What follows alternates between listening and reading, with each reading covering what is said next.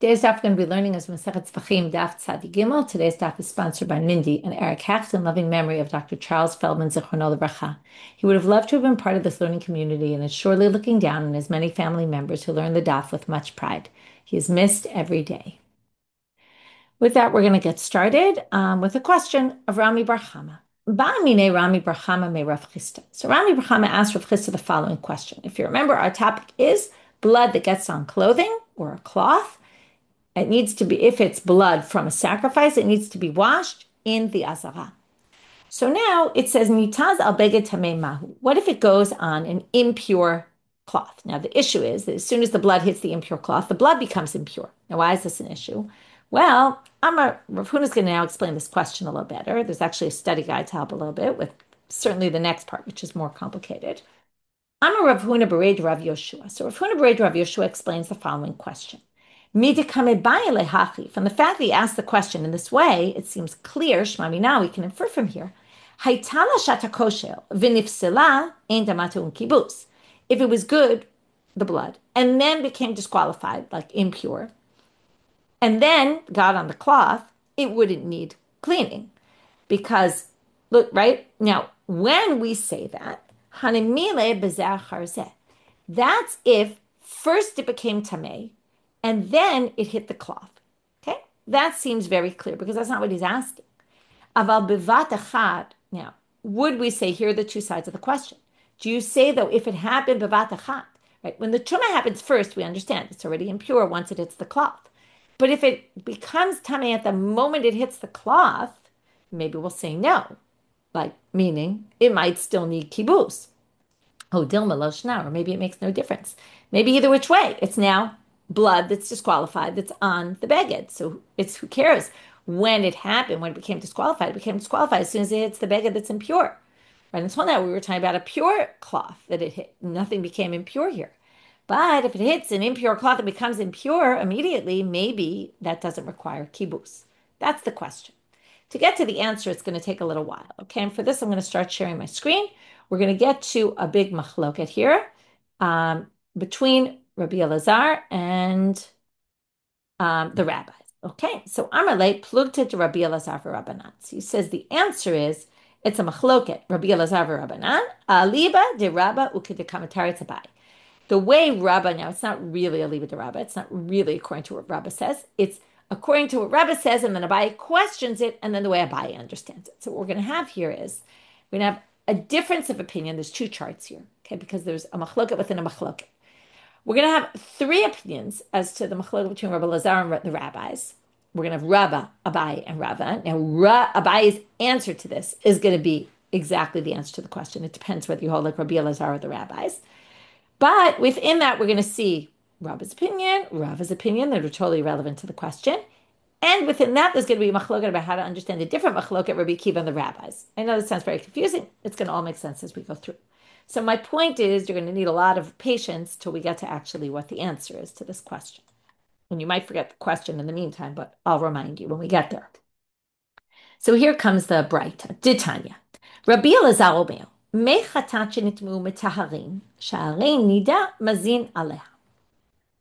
Me chatat is paraduma waters. You can sprinkle on someone, okay, you sprinkle on the third and seventh day to purify someone who became impure to a dead body.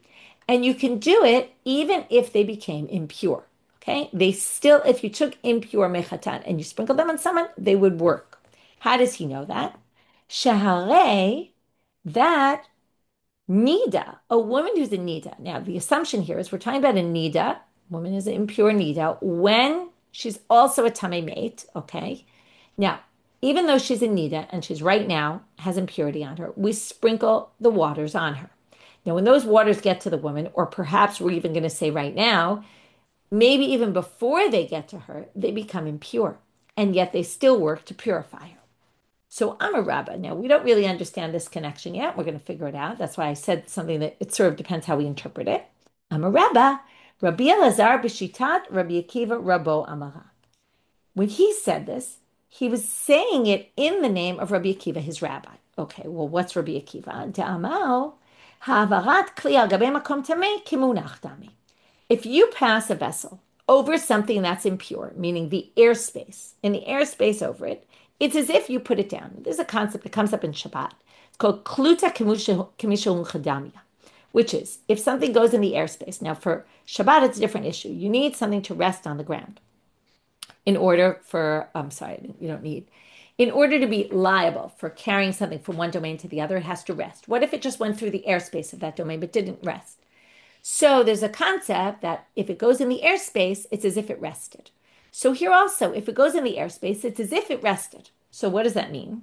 Okay, so let's give a case. We're going to see it right now where Rabbi Akiva says this, ditnan, and then we'll see how this connects to the nida.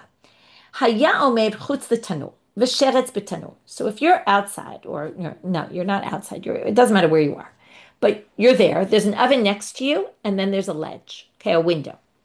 So, which in those days a window was a ledge. So in between you and the window, now on the windowsill, we're going to learn is a jug of mei chatat, the paraduma waters. In the tanur is a sheretz, which means the tanur is tameh. Right? There's a creepy crawler which carries impurity and makes the whole tanur impure. Voshik yado lechalon. Now it's you, the oven, and the window. You now take your arm, put it over the window, over the oven. Hoshik yado lechalon, into the window. V'natala talagin, and you took the jug. V'hevi ro al pi tanur, and now you carried it over the tanur. Rabbi Akiva mitameh, he says that jug of mei chatat is impure. Chachamim mitarim, and the chachamim say it's tahor. Now, what's the machloket according to Raba? How's Raba going to explain the machloket? Exactly what we said. To Rabbi Akiva savar kimunach dami, the fact that you pass this mei chatat over the oven means that it basically got impure as it went over the oven. This works, by the way, like what? Like dead people. Okay, you have a kazayit of a dead body on the ground. Okay, or you have a burial plot, right? This is why the issue is of going around in cemeteries. The tomb goes up. Okay, so Rabbi Akiva savar kimunach dami. It's as if it was there. V'Rabbanan savar lav kimunach dami. It's not as if it was in the. It wasn't in at all, and the tomb doesn't go up like that, and therefore it's pure. Now, what does this have to do with Rabbi Elazar and the mei chatat? So, in other words, here first we have this machloket, Rabbi Akiva and the rabbis. Rabbi Akiva is mitameh, the rabbis are mitarim. Rabbi says, Rabbi Elazar said, Rabbi Akiva says it's like as if it rested there, and the rabbis say no. And then the Gemara says, or what Rava is saying is that Rabbi Elazar is exactly Rabbi Akiva. Now, he holds like Rabbi Akiva that what? When the main idah comes onto the woman, we want an example, okay, where mei chatat nitmeu mitarim. If they're impure, they could still work. So now we want to show that with the nida, first the mei chatat got impure. Why? Because when you spray water, the mei chatat on this woman, it first enters her airspace. And when it enters her airspace, the tuma that she has on her, right, she's a nida, that tuma gets on the water, right, ruins the mei chatat. And then yet it doesn't ruin it because she still becomes tahorah from it. Right now, how do they know she becomes Torah from this? There's just no reason to think not. Just because she's a nida doesn't mean she can't get purified from the tumat made. The commentaries say she goes into the mikvah once she's done with her nida stuff anyway. You also have the mikvah, but the mei chatat can purify her. You know, this for what they need to purify. It's not enough yet. She still needs to go in the mikvah, but they can work. So the fact that before they even get to her, they're already impure, that's exactly it. That's what we're looking for. And that's how he explains Rabbi Elazar. Abaye says, wait a minute. I don't agree with you about how you understand the machlokah of Rabbi Akiva and the rabbis. No way, no how. Because I'll quote you a braita. Modeh Rabbi Akiva b'haza'ah she'evira al gabei kli cheres tameh or al gabei mishkav u'boshav tameh. If you pass a vessel, okay, you have haza'ah, you have mei chatat, that you passed over a kli cheres that was impure, an earthenware vessel that was impure, or something that people sit on or lied on, that's impure. She'i torah. What you passed over it is definitely not impure. Even Rabbi Akiva agrees with that. So then why is he mitameh in the oven case? Oh, so first of all, why not? Why does it's clear that Rabbi Akiva agrees? Because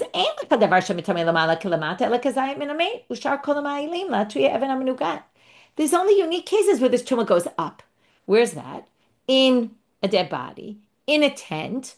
Okay, like especially if there's a tent that's open. First of all, the tent, it goes through everything in the tent. Okay, even on the sides. If it's open, then it goes straight up. And Even Minugat, that's a unique halacha by a leper's house, where also the tomb is like tumat oel. Anyway, Those are the only cases where we have such a thing. We don't have such a thing that the water, before it gets onto the woman, it becomes impure because it enters her airspace. That maybe is a concept in Shabbat. It's not a concept in Tumah, other than the unique cases where it is. So El Amar Abaye says that can't be it. So I'm going to explain the machloken in a different way. Tikule Amalav Kamurach Dami. Everyone agrees it's not as if the water rested on the woman. What's the the mechatat? That it's not like the mechatat got onto the sheretz. So then, why does Rabbi Akiva say when you put your arm over that barrel, over that oven, sorry, and you take the jug and you pass it over the oven, why is it impure? Well, Rabbi Akiva Safar Gazlinan Shemayanuach. We're worried that maybe he'll put it down. Because we don't want you passing your arm with something that's, you have to be so careful with, because maybe you're going to put it inside. But Rabbanan Savri Lo Gazrina. And the rabbis hold, no, we're not worried about that. Umode Rabbi Akiva, but in our case, Mode Rabbi Akiva Bahaza'ah. Kevan de Nafik Nafak. In the case of Haza'ah, though, with the woman in the Nida, it's definitely, there's no reason for Xera here. These cases aren't comparable at all. Because what are we worried about? If I put my arm over the oven where there's a sheretz inside and I go get the jug and I bring it back to me, I might put it down. But if I'm sprinkling water on this Nida woman, as soon as it leaves my hand, there's no worry I'm going to put it onto the woman. That's like I'm going to place it on all the mechatat I have in my hand, because it's left my hand. Whatever is there left my hand already. There's no reason to say, oh, maybe you'll put it in something tameh in the meantime. So that's different. Or the case really with the mazeh on top of the mishkav umoshav, right? You throw it over something. Well, we're not worried that you're going to actually make it impure. Okay, now we get back to our topic. So now, if you remember, this is what we're looking for. How Abaye explains Rabbi Elazar. So if he doesn't explain Rabbi Elazar that the nida is like the mechatat because it gets tameh first and we still use it, and likewise mechatat that became impure you could still use in general, well, how is he going to explain it? So here he says, Rabbi Elazar Rabbanan b'may kamipalge. What's the root of their machloket? Abaye b'danim tum'ah keduma mitum'ah shebo tasha'a kamiflage. Their question is, of course, the nida. When did the mechatat become impure? When they touched the nida, just like. Okay, let's go back to Rami bar Hama's question. If you sprinkled blood or blood got sprinkled on an impure beged, right, an impure cloth or clothing, and when it hits at that moment, that it's going to also have a requirement of kibus, but also at that same moment became tameh, does it still need kibus? Same thing here. So here we're going to say the following. With the nida, at the moment the water gets on her, it becomes impure. Can you learn from, and it's okay, can you learn from that case to a case where the mechatat first became impure and then we want to use them to purify? That's the question. So the rabbis, so Rabbi Elazar holds, Mar Savar Danim, he says you can learn one from the other, and that's why he says, yeah, mechatat shenitmu matari. Why? Because the nida mazin aleh. Because the nida mazin aleh. Now the rabbis disagree because they say ain't danim. You can't learn from a nida where it only became impure when it hit her. That's different from if it became impure before. So you can't learn from one to the other according to the rabbis. Now that's the answer to the question, because according to Rami bar Hama, it depends whether you're Rabbi Elazar or the rabbis. If it hits the beged tameh, is that like a case where it became tameh first? Or it became tameh at the same time as it hit the beged? If we say you can learn one from the other, then yes, it's going to be the same, and you're not going to have to do kibus. If you say you can't learn from one to the other, then you would have to do kibus, because when it hit the beged, it actually was pure, and it only became impure at that moment. So that's the answer to Rami bar Hama's question, which really is a weird not a weird answer, but it's not exactly the best answer, because the answer is it's a machloka between Rabbi Elazar and the rabbis.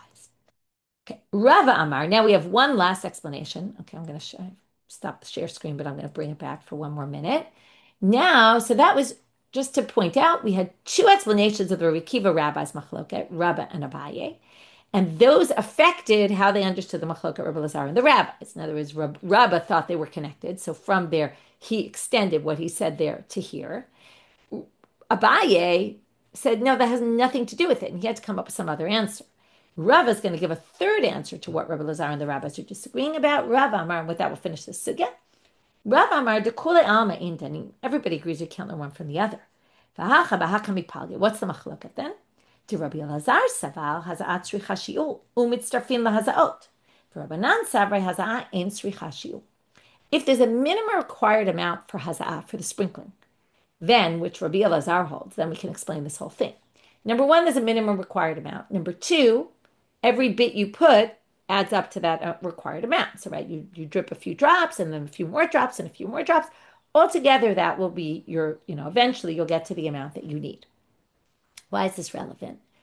Well, if that's the case, then we no longer have that the moment you became impure, right, the moment the water hits her, it actually becomes impure, but it actually doesn't yet purify her.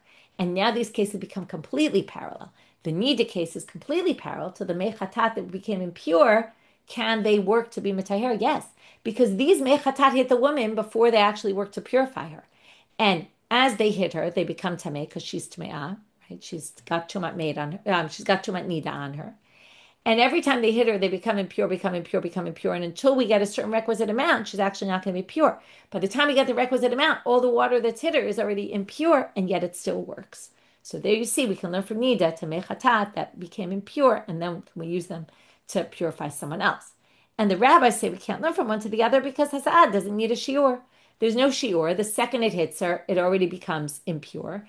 And that's not the same, but that's the whole point. It hits her first at that moment, becomes impure. That's not the same as becoming impure earlier and then trying to say, can that work to purify someone? So that's the machloket, 3 explanations of that machloket. Now we're going to move on. The Mishnah says, chatat psula, okay, ein damata un kibus, whether it had a shat kosher, whether it didn't have a shat kosher, okay, whether it was good to begin with and then became impure, or whether it's not even never was good to begin with at all. Either which way, it's disqualified. So Tana Rabbanan, we're going to see where we got this from the psukim. Midama, okay, you have to read the psukim. Again, all the psukim are on the sheet, so we can look at the sheet. Top of your sheet has the psukim. It says here in the psukim, I have to fix the numbers. The numbers I did a little bit wrong, but you can ignore that for right now. It says in pasuk, pasuk kaf, which here is labeled by accident. Okay, but hopefully by the time, if you're not watching on YouTube, it should be right by the time you see this. In pasuk kaf, which here is labeled yud tet, kol asher yigav sarah yikdash, va'asher yizeh midama labeged. This is the important part. From what is sprinkled from its blood, from the blood on the cloth. Now, why from the blood? Midam kshera v'lo midam psula. From always means not all. So if it's midama, from the blood means some blood, not all the blood. Rabbi Akiva omer, haytala shata kosher v'nifsala, damata un kibus.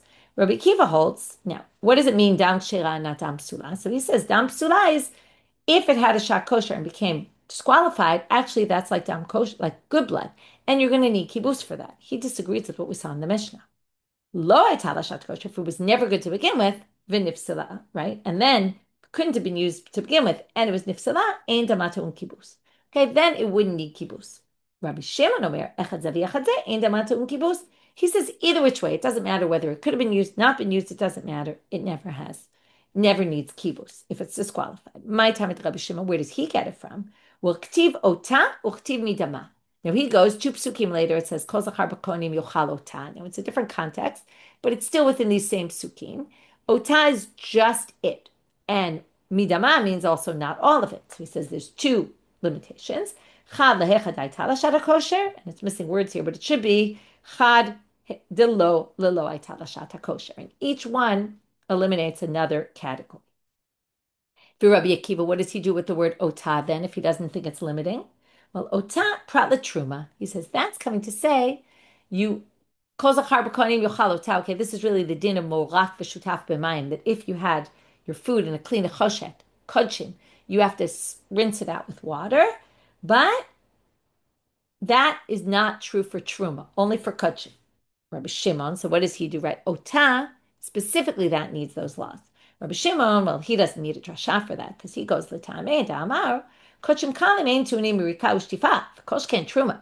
He says there's a machloket about whether the mirika and shtifa is kochim or also kochim kalim, all sacrifices, or just the high level ones. Now, if you say it's not the low level ones, then truma is even less than that. So obviously, if it's not relevant for that, it's obviously not relevant for truma, in which case you don't need a special drasha to eliminate truma from this category.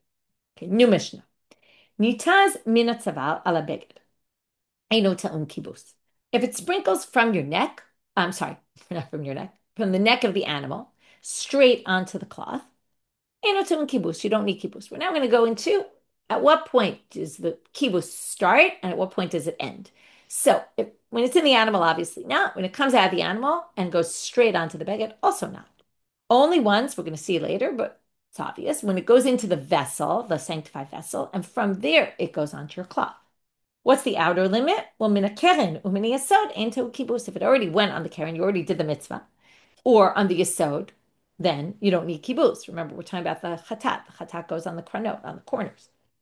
Nishbach ala ritzpa v'asifo. If it fell on the floor and you collected the blood, also ain't kibus, and then it splatters on your clothes. It doesn't need kibus because again, that wasn't stuff that you could use on the altar. You know, they give a rule. The only time you need kibus, this washing, is if it was dam that was accepted in a vessel and collected in a vessel and blood that you can sprinkle, meaning not blood that you already sprinkled and you don't need to. Later, we're going to say, what is this line adding? Because you don't really need it. We already know the rule from the cases. Tanu Rabbanan, Yachol mitaz min atzavar ala beged tu'un kibus. Talmud lomar asher yazeh. So you might think if it goes straight from the neck, you might also need kibus, but it says asher yazeh. Now, this was the pasuk we just read, asher yazeh midama. If from the blood, right, it sprinkles on your clothes. Now, why does it use the language yazeh? Well, yazeh must be coming to tell you, specifically, lo amarti l'cha ela b'ro'oi lahaza'ah. The yazeh is a reference to the sprinkling of the blood.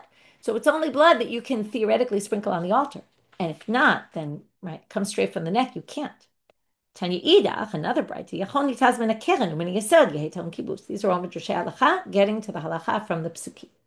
So you might have, and also kind of suggest, maybe you would think this, you might have thought, even after it goes on the keren or the yesod, maybe you would need kibus to launder the cloth. Talmud lomar asher yazeh. Now it says not just yazeh, which is a reference to hazaot, but it says asher yazeh, which is that will sprinkle, which means, again, drasha, because that's not what it's talking about, but only blood that still needs to be sprinkled on the altar and not blood that was already, excludes mashikfar huza, what already was sprinkled. Nishbach ala ritzpa. What if it spills on the floor? So now what they really want to get at is not that one. It spills on the floor, it doesn't need kibus. But ain't un kibus aladam shentkabel b'kliver oil hazah. That line they're going to ask about, turning out I'm a bet. Hatu lamali. What do we need all this for? So they say, why do you need that last line? We already know it. Matam kamar. It's actually coming to give the reason for the previous line. Matam nishpach l'ritzpa v'asifo ain't un kibus. Why if it fell on the floor and you gathered it? Does it not need kibus? Lefisha ain't un kibus aladam shentkabel b'kliver oil hazah. Because it's only blood that can go, right? That was collected in a vessel. This wasn't. And can be used to sprinkle, and this can't be. Ra'oi lahaza'ah lemi'utemai. So now why does it say what's ra'oi lahazayah at that last sentence? This is a classic. When it gives a rule, what's the rule coming for? So we just said actually it's coming to explain the previous line, but they're saying that this must exclude something else.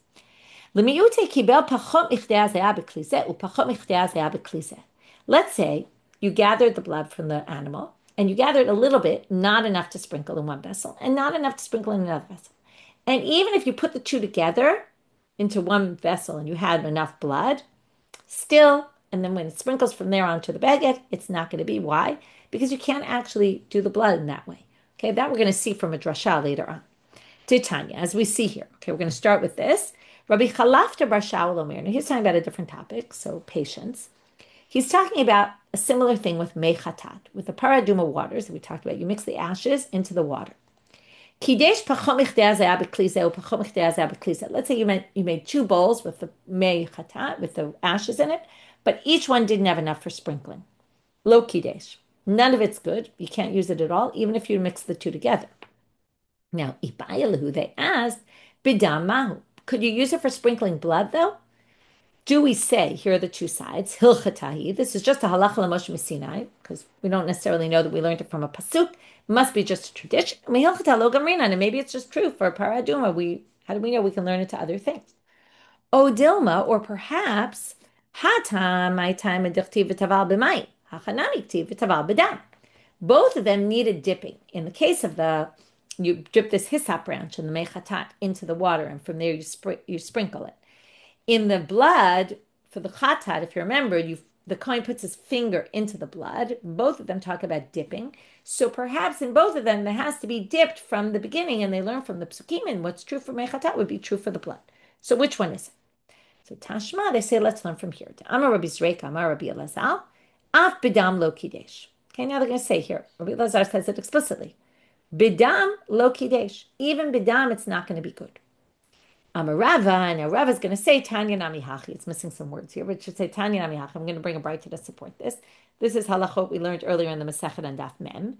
Vitaval, if you remember from all the chataot pnimiyot, the inner ones, the par, and what's the extra word par for? We had all those drashot. There we learn, one of the things we learned, maybe the par there is to teach you that these halachot are true also for the other par. Vitaval velo mesapeg, bidam ad bidam shiur tefillah mi'ikaro. So these first two we saw previously.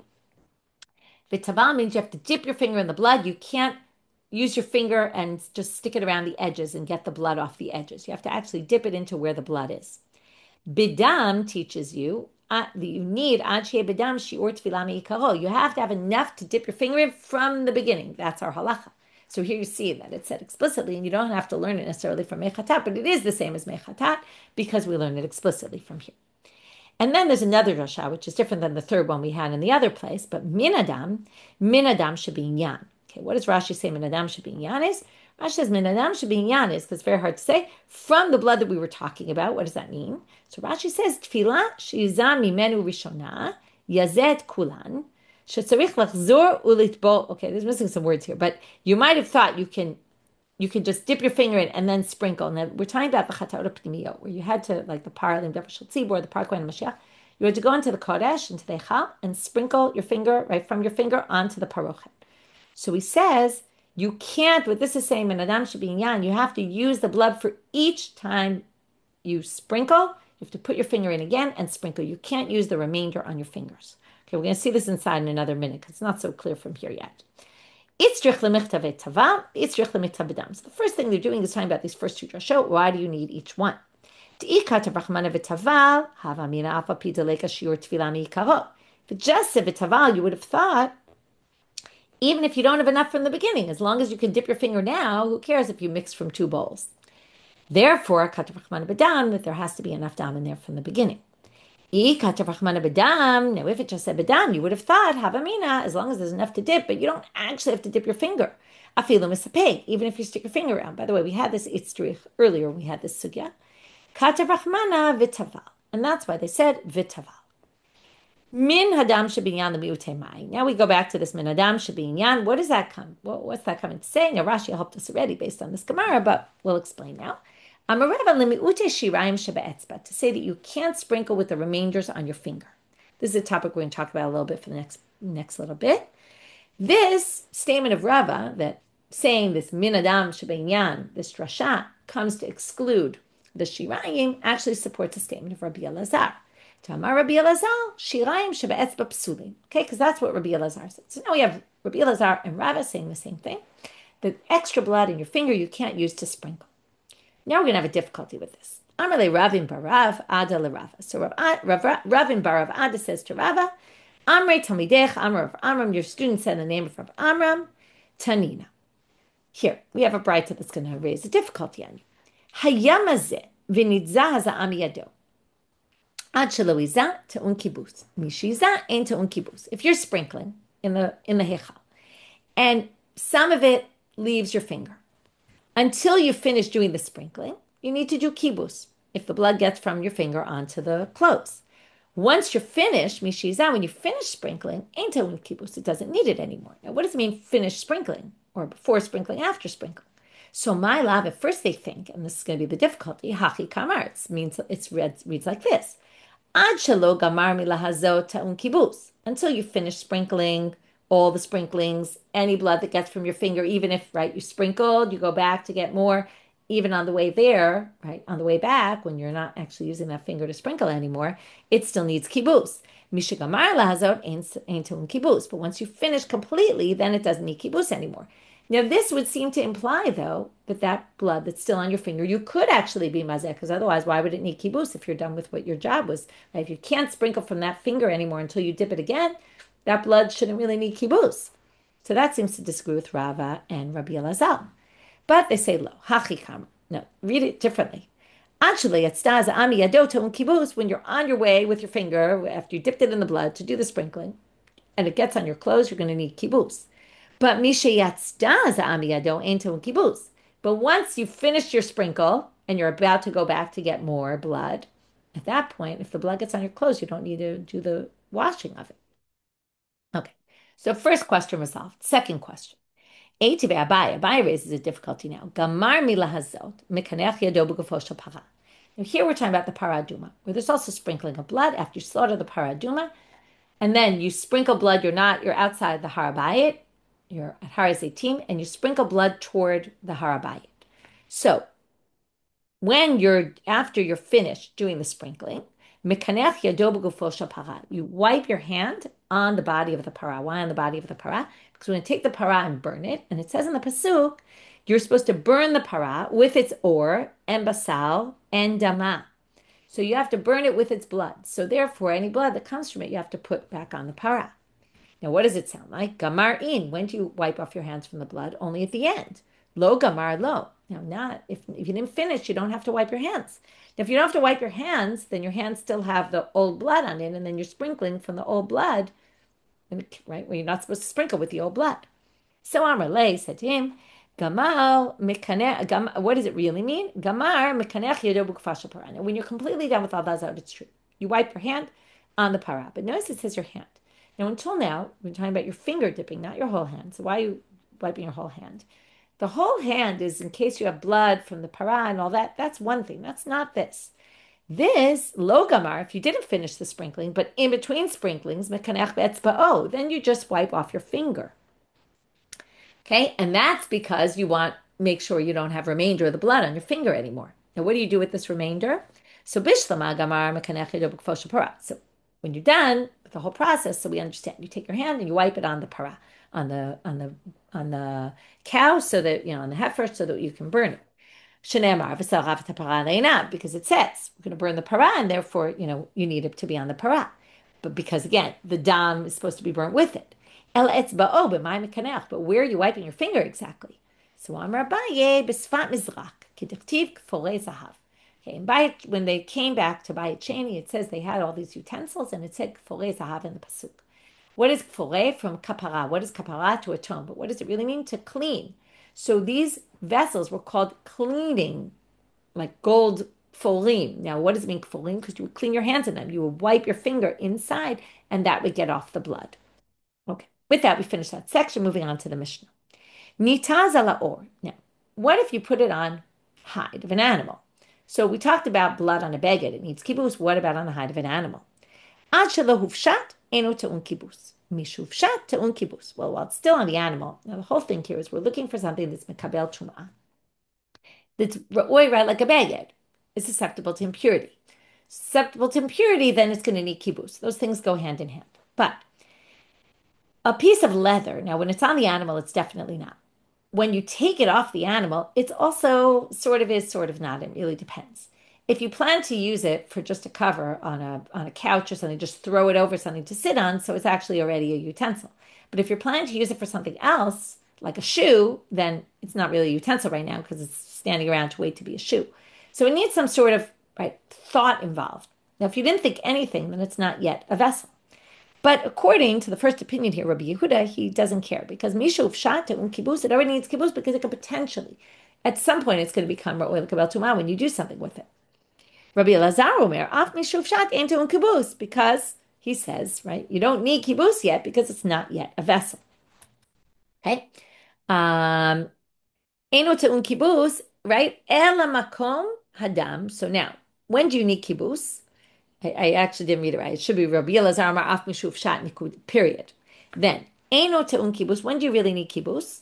Makom Adam. Only, first of all, the place where the blood is. You don't need the whole cloth to be, or the whole hide to be washed. Just the place where there's blood. Davar Shu Ra'oi L'Kabel Tumah, as I said, has to be something susceptible to impurity. Ra'oi L'Kibus has to be something you can launder. Echad ha'beged ve'echad ha'sak ve'echad ha'or tunin kibus.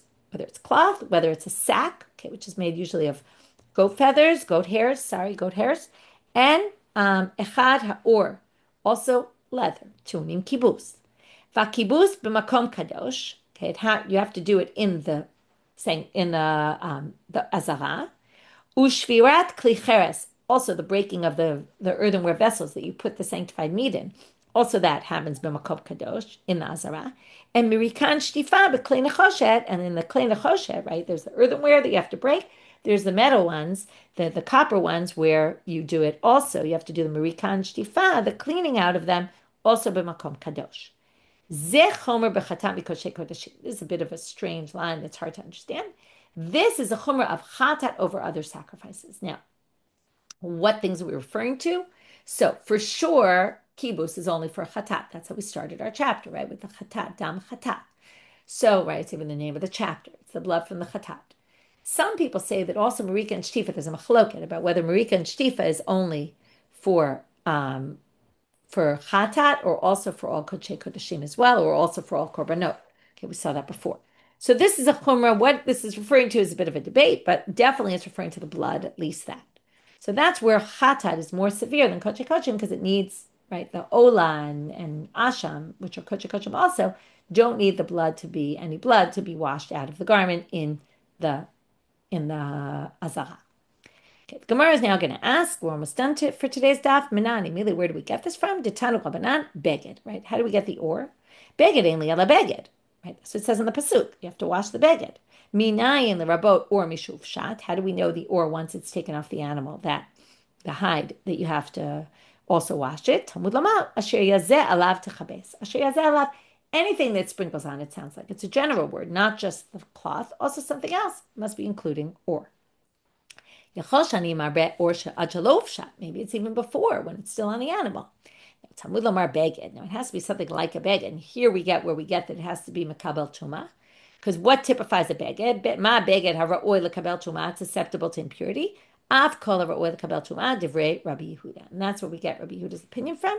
Now we're going to see Rabbi Elazar. That will leave for next class. Then we're going to say Rabbi Elazar Omer, beged ainli ala beged. And what he's going to include is the sa, right? Because he doesn't necessarily include the or. Anyway, with this, we'll stop for today and here. So we started with this question of Rami bar Hama, where nitaz beged tamei mahu, because it becomes tamei at that moment, and then from there we had the whole thing about the nida and the mei chatat that became impure and then were sprayed onto something, and where the main nida, the way we explained it according to Abaye, was when they hit her, and then we can learn from one to the other, and that's exactly like Rami bar Hama. And then it depends whether you're Rabbi Elazar or the rabbis, what you say about the nida woman. And then we got from there, right, there were three explanations of really what this machloket Rabbi Elazar and the rabbis is about, and only according to Abaye was this one relevant to this situation, to answer the question. Then we moved on to the drashot, about how we get the chatat psula, right, whether it had shak kosher or not shak kosher, or the machloket between Rabbi Shimon and Rabbi Akiva about that, and what their drashot are. From there we got to different, from when until when is the blood going to require kibus, and from there we had some ins and outs about that. What are these things? What do those words mean? Why they give the principle at the end of the Mishnah? From there, we got to these drashot on the taval bedam and minadam and all that. And then we had this extra drasha about the shiraim and the etzba, right? That's what we understood, minadam. And then we had some questions on that halacha, that the shiraim and adam can't be used for sprinkling. We asked two difficulties, but we resolved them. And then we got to this last machloket about the or, once the hide is taken off the animal, do we view it as if it's potentially susceptible to impurity and then kibus would apply or not? That was so machloket about. And what other materials this applies to as well, not just cloth. With that, we finish for today. Wishing everyone a good day and a Chanukah Sameach.